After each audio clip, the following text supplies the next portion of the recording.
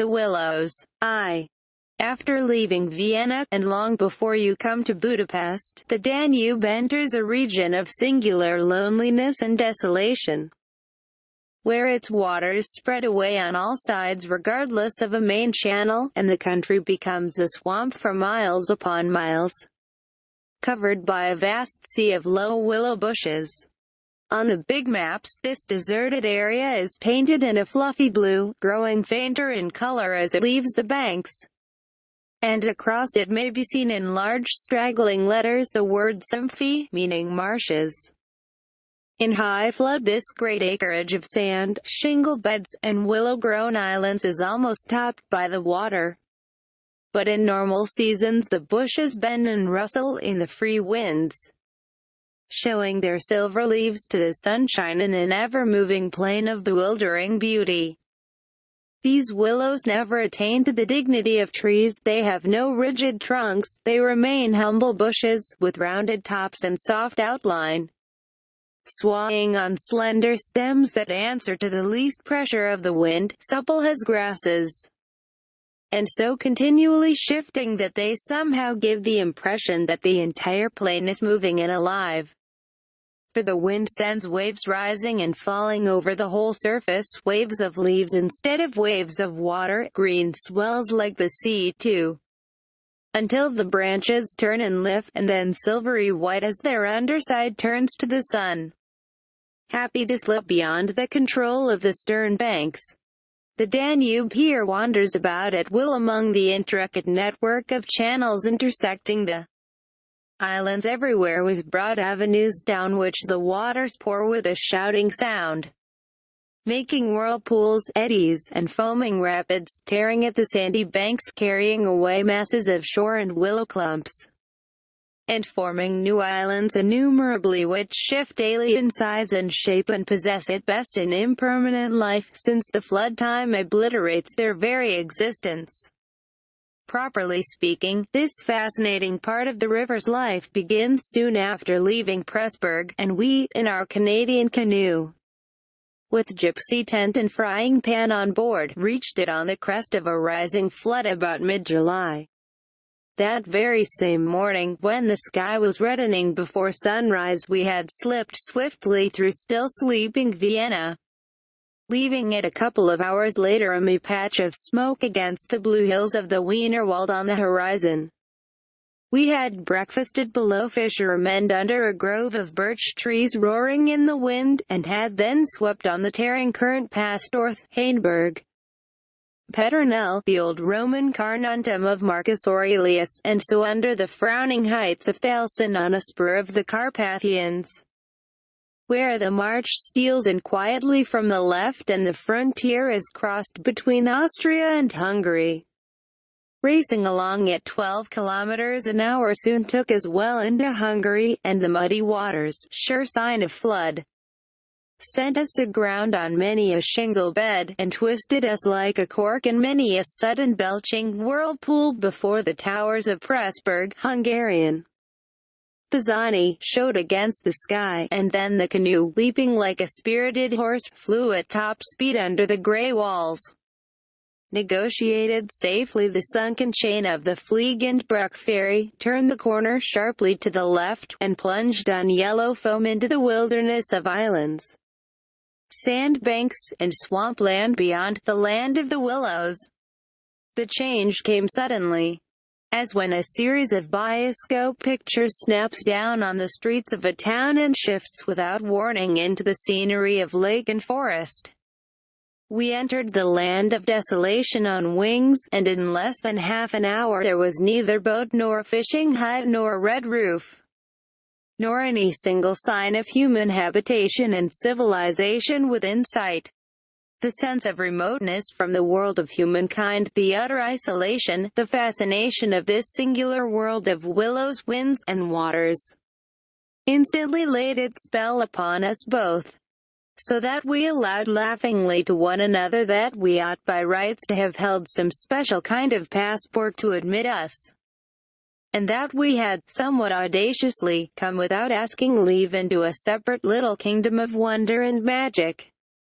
a kingdom that was reserved for the use of others who had a right to it, with everywhere unwritten warnings to trespassers for those who had the imagination to discover them. Though still early in the afternoon, the ceaseless buffetings of a most tempestuous wind made us feel weary, and we at once began casting about for a suitable camping ground for the night. But the bewildering character of the islands made landing difficult. The swirling flood carried us inshore and then swept us out again. The willow branches tore our hands as we seized them to stop the canoe, and we pulled many a yard of sandy bank into the water before at length we shot with a great sideways blow from the wind into a backwater and managed to beach the bows in a cloud of spray. Then we lay panting and laughing after our exertions on the hot yellow sand, sheltered from the wind, and in the full blaze of a scorching sun. A cloudless blue sky above, and an immense army of dancing, shouting willow bushes closing in from all sides, shining with spray and clapping their thousand little hands as though to applaud the success of our efforts. "What a river," I said to my companion, thinking of all the way we had traveled from the source in the Black Forest, and how he had often been obliged to wade and push in the upper shallows at the beginning of June. "Won't stand much nonsense now, will it?" he said, pulling the canoe a little farther into safety up the sand, and then composing himself for a nap.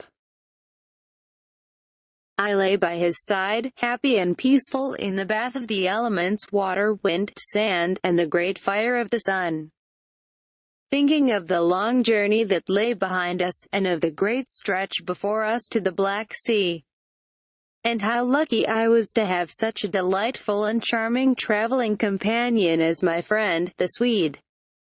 We had made many similar journeys together, but the Danube, more than any other river I knew, impressed us from the very beginning with its aliveness. From its tiny bubbling entry into the world among the pinewood gardens of Donaueschingen, until this moment when it began to play the great river game of losing itself among the deserted swamps, unobserved, unrestrained. It had seemed to us like following the growth of some living creature, sleepy at first, but later developing violent desires as it became conscious of its deep soul. It rolled, like some huge fluid being, through all the countries we had passed, holding our little craft on its mighty shoulders, playing roughly with us sometimes, yet always friendly and well-meaning, till at length we had come inevitably to regard it as a great personage. How, indeed, could it be otherwise, since it told us so much of its secret life?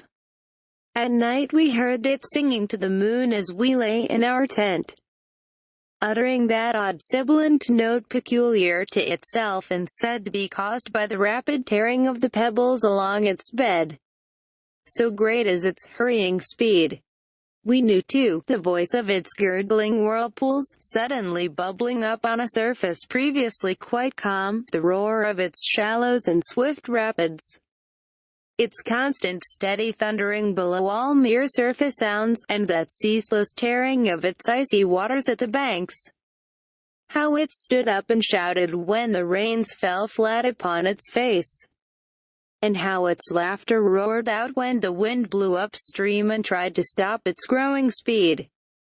We knew all its sounds and voices, its tumblings and foamings, its unnecessary splashing against the bridges, that self-conscious chatter when there were hills to look on, the affected dignity of its speech when it passed through the little towns, far too important to laugh, and all these faint, sweet whisperings when the sun caught it fairly in some slow curve and poured down upon it till the steam rose. It was full of tricks, too, in its early life, before the great world knew it. There were places in the upper reaches among the Swabian forests when yet the first whispers of its destiny had not reached it, where it elected to disappear through holes in the ground, to appear again on the other side of the porous limestone hills and start a new river with another name, leaving, too, So little water in its own bed that we had to climb out and wade and push the canoe through miles of shallows. And a chief pleasure, in those early days of its irresponsible youth, was to lie low, like Brer Fox, just before the little turbulent tributaries came to join it from the Alps, and to refuse to acknowledge them when in, but to run for miles side by side, the dividing line well marked, the very levels different, the Danube utterly declining to recognize the newcomer. Below Passau, however, it gave up this particular trick, for there the Inn comes in with a thundering power impossible to ignore, and so pushes and incommodes the parent river that there is hardly room for them in the long twisting gorge that follows, and the Danube is shoved this way and that against the cliffs, and forced to hurry itself with the great waves and much dashing to and fro in order to get through in time. And during the fight our canoe slipped down from its shoulder to its breast, and had the time of its life among the struggling waves. But the Inn taught the old river a lesson, and after Passau it no longer pretended to ignore new arrivals. This was many days back, of course, and since then we had come to know other aspects of the great creature. And across the Bavarian wheat plain of Straubing she wandered so slowly under the blazing June sun that we could well imagine only the surface inches were water, while below there moved, concealed as by a silken mantle, a whole army of undines passing silently and unseen down to the sea, and very leisurely too, lest they be discovered. Much, too, we forgave her because of her friendliness to the birds and animals that haunted the shores. Cormorants lined the banks in lonely places in rows like short black pollings, gray crows crowded the shingle beds. Storks stood fishing in the vistas of shallower water that opened out between the islands, and hawks, swans, and marsh birds of all sorts filled the air with the glinting wings and singing, petulant cries. It was impossible to feel annoyed with the river's vagaries after seeing a deer leap with a splash into the water at sunrise and swim past the bows of the canoe. And often, we saw fawns peering at us from the underbrush, or looked straight into the brown eyes of a stag as we charged full tilt round a corner and entered another reach of the river. Foxes, too, everywhere haunted the banks, tripping daintily among the driftwood and disappearing so suddenly that it was impossible to see how they managed it. But now, after leaving Pressburg, everything changed a little, and the Danube became more serious. It ceased trifling. It was halfway to the Black Sea, within seeming distance almost of other, stranger countries where no tricks would be permitted or understood. It became suddenly grown up, and claimed our respect and even our awe. It broke out into three arms, for one thing, that only met again 100 kilometers farther down. And for a canoe there were no indications which one was intended to be followed. "If you take a side channel," said the Hungarian officer we met in the Pressburg shop while buying provisions, "you may find yourselves, when the flood subsides, 40 miles from anywhere, high and dry, and you may easily starve. There are no people, no farms, no fishermen. I warn you not to continue. The river, too, is still rising, and this wind will increase." The rising river did not alarm us in the least, but the matter of being left high and dry by a sudden subsidence of the waters might be serious, and we had consequently laid in an extra stock of provisions. For the rest, the officer's prophecy held true, and the wind, blowing down a perfectly clear sky, increased steadily till it reached the dignity of a westerly gale. It was earlier than usual when we camped, for the sun was a good hour or two from the horizon. And leaving my friend still asleep on the hot sand, I wandered about in desultory examination of our hotel. The island, I found, was less than an acre in extent, a mere sandy bank standing some 2 or 3 feet above the level of the river. The far end, pointing into the sunset, was covered with flying spray which the tremendous wind drove off the crests of the broken waves. It was triangular in shape, with the apex upstream. I stood there for several minutes, watching the impetuous crimson flood bearing down with a shouting roar, dashing in waves against the bank as though to sweep it bodily away, and then swirling by in two foaming streams on either side. The ground seemed to shake with the shock and rush, while the furious movement of the willow bushes as the wine poured over them increased the curious illusion that the island itself actually moved. Above, for a mile or two, I could see the great river descending upon me. It was like looking up the slope of a sliding hill, white with foam, and leaping up everywhere to show itself to the sun. The rest of the island was too thickly grown with willows to make walking pleasant, but I made the tour, nevertheless. From the lower end the light, of course, changed, and the river looked dark and angry. Only the backs of the flying waves were visible, streaked with foam, and pushed forcibly by the great puffs of wind that fell upon them from behind. For a short mile it was visible, pouring in and out among the islands, and then disappearing with a huge sweep into the willows, which closed about it like a herd of monstrous antediluvian creatures crowding down to drink. They made me think of gigantic sponge-like growths that sucked the river up into themselves. They caused it to vanish from sight. They herded there together in such overpowering numbers. Altogether it was an impressive scene, with its utter loneliness, its bizarre suggestion, and as I gazed long and curiously, a singular emotion began to stir somewhere in the depths of me. Midway in my delight of the wild beauty, there crept, unbidden and unexplained, a curious feeling of disquietude, almost of alarm. A rising river, perhaps, always suggests something of the ominous. Many of the little islands I saw before me would probably have been swept away by the morning. This resistless, thundering flood of water touched the sense of awe. Yet I was aware that my uneasiness lay deeper far than the emotions of awe and wonder. It was not that I felt, nor had it directly to do with the power of the driving wind. This shouting hurricane that might almost carry up a few acres of willows into the air and scatter them like so much chaff over the landscape.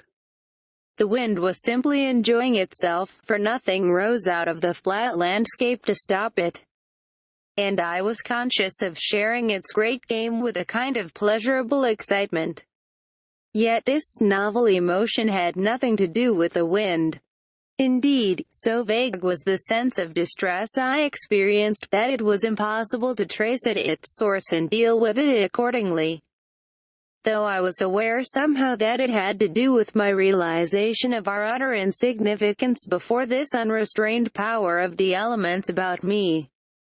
The huge-grown river had something to do with it too, a vague, unpleasant idea that we had somehow trifled with these great elemental forces in whose power we lay helpless every hour of the day and night. For here, indeed, they were gigantically at play together, and the sight appealed to the imagination. But my emotion, so far as I could understand it, seemed to attach itself more particularly to the willow bushes, to these acres and acres of willows, crowding, so thickly growing there, swarming everywhere the eye could reach, pressing upon the river as though to suffocate it. Standing in dense array mile after mile beneath the sky, watching, waiting, listening. And, apart quite from the elements, the willows connected themselves subtly with my malaise, attacking the mind insidiously somehow by reason of their vast numbers, and contriving in some way or other to represent to the imagination a new and mighty power, a power, moreover, not altogether friendly to us.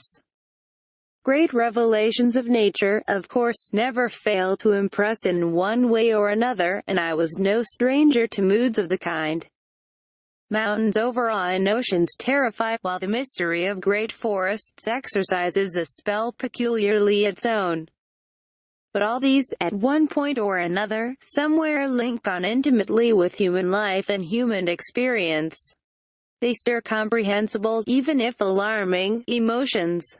They tend on the whole to exalt. With this multitude of willows, however, it was something far different, I felt. Some essence emanated from them that besieged the heart. A sense of awe awakened, true, but of awe touched somewhere by a vague terror. Their serried ranks, growing everywhere darker about me as the shadows deepened, moving furiously yet softly in the wind, woke in me the curious and unwelcome suggestion that we had trespassed here upon the borders of an alien world, a world where we were intruders. A world where we were not wanted or invited to remain, where we ran grave risks perhaps. The feeling, however, though it refused to yield its meaning entirely to analysis, did not at the time trouble me by passing into menace. Yet it never left me quite. Even during the very practical business of putting up the tent in a hurricane of wind and building a fire for the stew pot, it remained just enough to bother and perplex, and to rob a most delightful camping ground of a good portion of its charm. To my companion, however, I said nothing, for he was a man I considered devoid of imagination. In the first place, I could never have explained to him what I meant, and in the second, he would have laughed stupidly at me if I had. There was a slight depression in the center of the island, and here we pitched the tent. The surrounding willows broke the wind a bit. "A poor camp," observed the imperturbable Swede when at last the tent stood upright, "no stones and precious little firewood. I'm for moving on early tomorrow, eh? This sand won't hold anything." But the experience of a collapsing tent at midnight had taught us many devices, and we made the cozy gypsy house as safe as possible, and then set about collecting a store of wood to last till bedtime. Willow bushes dropped no branches, and driftwood was our only source of supply. We hunted the shores pretty thoroughly. Everywhere the banks were crumbling as the rising flood tore at them and carried away great portions with a splash and a gurgle. "The island's much smaller than when we landed," said the accurate Swede. "It won't last long at this rate. We'd better drag the canoe close to the tent, and be ready to start at a moment's notice. I shall sleep in my clothes." He was a little distance off, climbing along the bank, and I heard his rather jolly laugh as he spoke. "By Jove!" I heard him call, a moment later, and turned to see what had caused his exclamation. But for the moment he was hidden by the willows, and I could not find him. "What in the world's this?" I heard him cry again, and this time his voice had become serious. I ran up quickly and joined him on the bank. He was looking over the river, pointing at something in the water. "Good heavens, it's a man's body!" he cried excitedly. "Look!" A black thing, turning over and over in the foaming waves, swept rapidly past. It kept disappearing and coming up to the surface again. It was about 20 feet from the shore, and just as it was opposite to where we stood it lurched round and looked straight at us. We saw its eyes reflecting the sunset, and gleaming and odd yellow as the body turned over. Then it gave a swift gulping plunge, and dived out of sight in a flash. "An otter, by gad!" we exclaimed in the same breath, laughing. It was an otter, alive, and out on the hunt, yet it had looked exactly like the body of a drowned man turning helplessly in the current.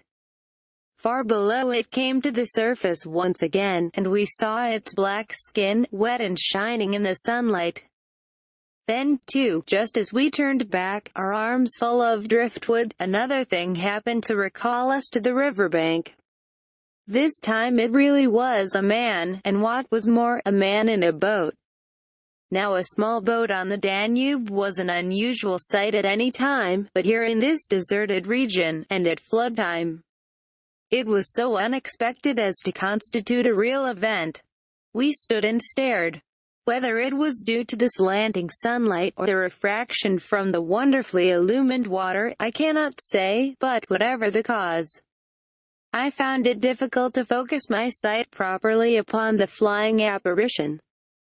It seemed, however, to be a man standing upright in a sort of flat-bottomed boat, steering with a long oar, and being carried down the opposite shore at a tremendous pace. He apparently was looking across in our direction, but the distance was too great and the light too uncertain for us to make out very plainly what he was about. It seemed to me that he was gesticulating and making signs at us. His voice came across the water to us shouting something furiously, but the wind drowned it so that no single word was audible. There was something curious about the whole appearance, man, boat, signs, voice, that made an impression on me out of all proportion to its cause. "He's crossing himself," I cried. "Look, he's making the sign of the cross." "I believe you're right," the Swede said, shading his eyes with his hand and watching the man out of sight. He seemed to be gone in a moment, melting away down there into the sea of willows where the sun caught them in the bend of the river and turned them into a great crimson wall of beauty. Mist, too, had begun to ruse, so that the air was hazy. "But what in the world is he doing at nightfall on this flooded river?" I said, half to myself. "Where is he going at such a time, and what did he mean by his signs and shouting? Do you think he wished to warn us about something? He saw our smoke, and thought we were spirits probably," laughed my companion. "These Hungarians believe in all sorts of rubbish. You remember the shopwoman at Pressburg warning us that no one ever landed here because it belonged to some sort of beings outside man's world. I suppose they believe in fairies and elementals, possibly demons too. That peasant in the boat saw people on the islands for the first time in his life," he added, after a slight pause, "and it scared him. That's all." The Swede's tone of voice was not convincing, and his manner lacked something that was usually there. I noted the change instantly while he talked, though without being able to label it precisely. If they had enough imagination, I laughed loudly. I remember trying to make as much noise as I could. They might well people a place like this with the old gods of antiquity. The Romans must have haunted all this region more or less with their shrines and sacred groves and elemental deities. The subject dropped and we returned to our stew pot, for my friend was not given to imaginative conversation as a rule. Moreover, just then I remember feeling distinctly glad that he was not imaginative. His stolid, practical nature suddenly seemed to me welcome and comforting. It was an admirable temperament, I felt. He could steer down rapids like a Red Indian, shoot dangerous bridges and whirlpools better than any white man I ever saw in a canoe. He was a grand fellow for an adventurous trip, a tower of strength when untoward things happened. I looked at his strong face and light curly hair as he staggered along under his pile of driftwood twice the size of mine, and I experienced a feeling of relief. Yes, I was distinctly glad just then that the Swede was what he was, and that he never made remarks that suggested more than they said. "The river's still rising, though," he added, as if following out some thoughts of his own, and dropping his load with a gasp. "This island will be under water in 2 days if it goes on." "I wish the wind would go down," I said. "I don't care a fig for the river. The flood, indeed, had no terrors for us. We could get off at 10 minutes' notice, and the more water the better we liked it. It meant an increasing current and the obliteration of the treacherous shingle beds that so often threatened to tear the bottom out of our canoe. Contrary to our expectations, the wind did not go down with the sun. It seemed to increase with the darkness, howling overhead and shaking the willows round us like straws. Curious sounds accompanied it sometimes, like the explosion of heavy guns, and it fell upon the water in the island in great flat blows of immense power. It made me think of the sounds a planet must make could we only hear it driving along through space. But the sky kept wholly clear of clouds. And soon after supper the full moon rose up in the east and covered the river and the plain of shouting willows with a light like the day. We lay on the sandy patch beside the fire, smoking, listening to the noises of the night round us, and talking happily of the journey we had already made, and of our plans ahead. The map lay spread in the door of the tent, but the high wind made it hard to study. And presently we lowered the curtain and extinguished the lantern. The firelight was enough to smoke and see each other's faces by, and the sparks flew about overhead like fireworks. A few yards beyond, the river gurgled and hissed, and from time to time a heavy splash announced the falling away of further portions of the bank. Our talk, I noticed, had to do with the far-away scenes and incidents of our first camps in the Black Forest, or of other subjects altogether remote from the present setting, for neither of us spoke of the actual moment more than was necessary. Almost as though we had agreed tacitly to avoid discussion of the camp and its incidents. Neither the otter nor the boatman, for instance, received the honor of a single mention, though ordinarily these would have furnished discussion for the greater part of the evening. They were, of course, distinct events in such a place. The scarcity of wood made it a business to keep the fire going, for the wind that drove the smoke in our faces wherever we sat helped at the same time to make a forced draught. We took it in turn to make some foraging expeditions into the darkness, and the quantity the Swede brought back always made me feel that he took an absurdly long time finding it. For the fact was I did not care much about being left alone. And yet it always seemed to be my turn to grub about among the bushes or scramble along the slippery banks in the moonlight. The long day's battle with wind and water, such wind and such water, had tired us both, and an early bed was the obvious program. Yet neither of us made the move for the tent. We lay there tending the fire, talking in desultory fashion, peering about us into the dense willow bushes, and listening to the thunder of wind and river. The loneliness of the place had entered our very bones, and silence seemed natural. For after a bit the sound of our voices became a trifle unreal and forced. Whispering would have been the fitting mode of communication, I felt. And the human voice, always rather absurd amid the roar of the elements, now carried with it something almost illegitimate.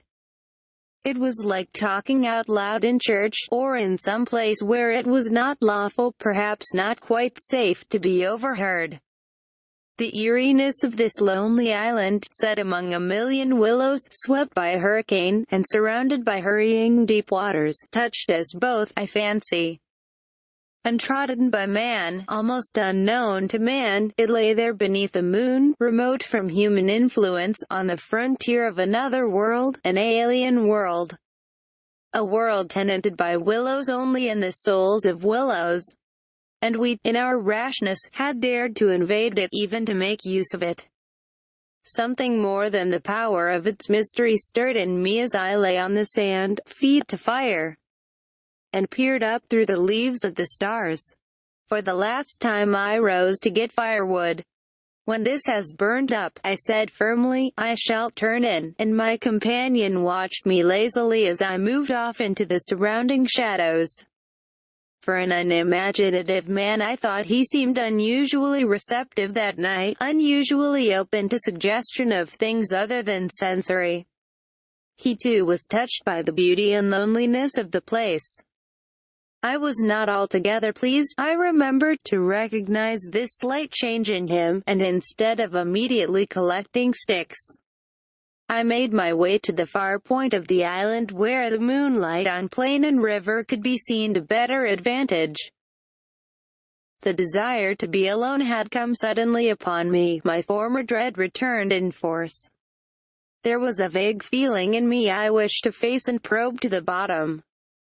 When I reached the point of sand jutting out among the waves, the spell of the place descended upon me with a positive shock.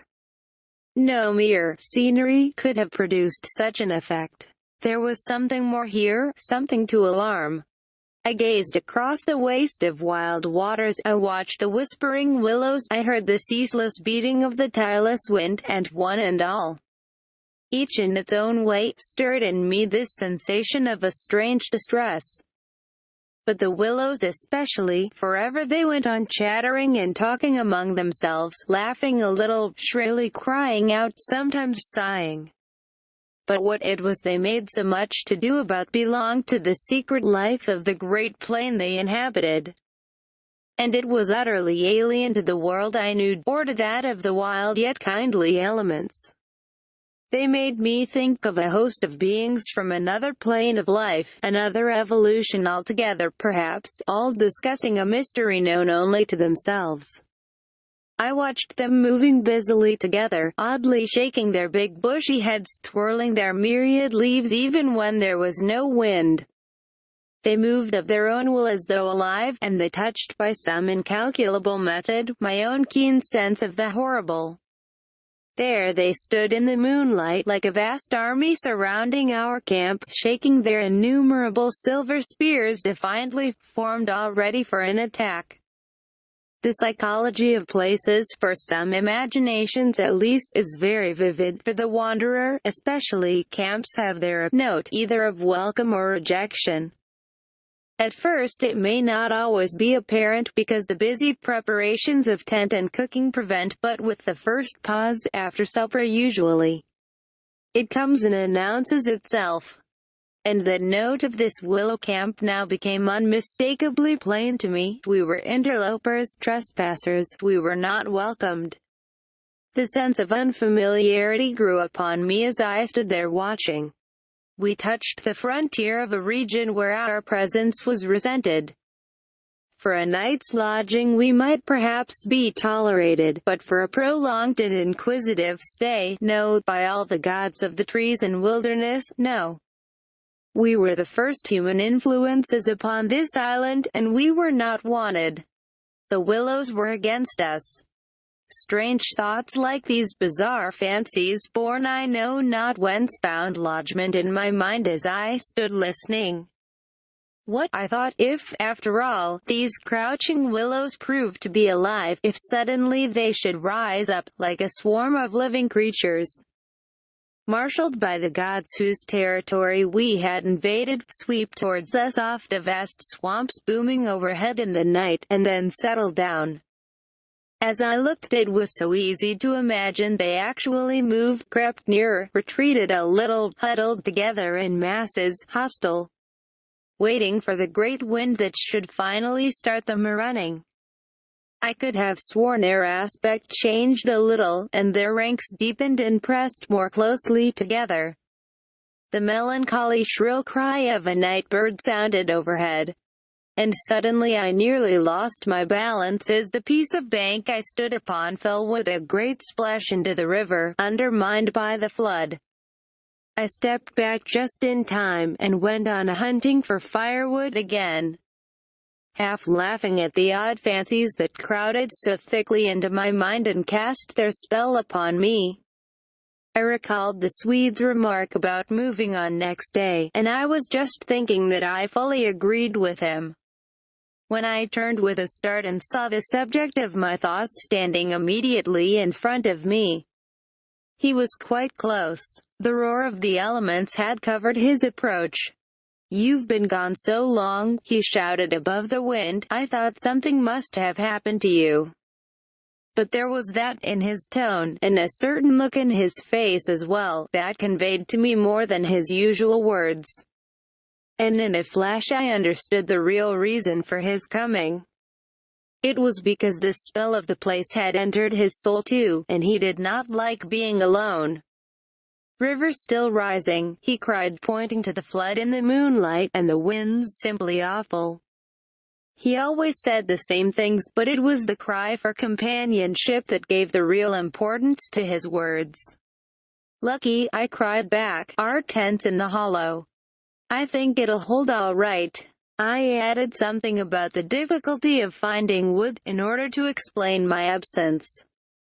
But the wind caught my words and flung them across the river, so that he did not hear, but just looked at me through the branches, nodding his head. "Lucky if we get away without disaster," he shouted, or words to that effect. And I remember feeling half angry with him for putting the thought into words, for it was exactly what I felt myself. There was disaster impending somewhere, and the sense of presentiment lay unpleasantly upon me. We went back to the fire and made a final blaze, poking it up with our feet. We took a last look round. But for the wine, the heat would have been unpleasant. I put this thought into words, and I remember my friend's reply struck me oddly, that he would rather have the heat, the ordinary July weather, than this diabolical wind. Everything was snug for the night, the canoe lying turned over beside the tent, with both yellow paddles beneath her, the provision sack hanging from a willow stem, and the washed-up dishes removed to a safe distance from the fire, all ready for the morning meal. We smothered the embers of the fire with sand, and then turned in. The flap of the tent door was up, and I saw the branches and the stars and the white moonlight, the shaking willows and the heavy buffetings of the wind against our taut little house were the last things I remembered as sleep came down and covered all with its soft and delicious forgetfulness. 2.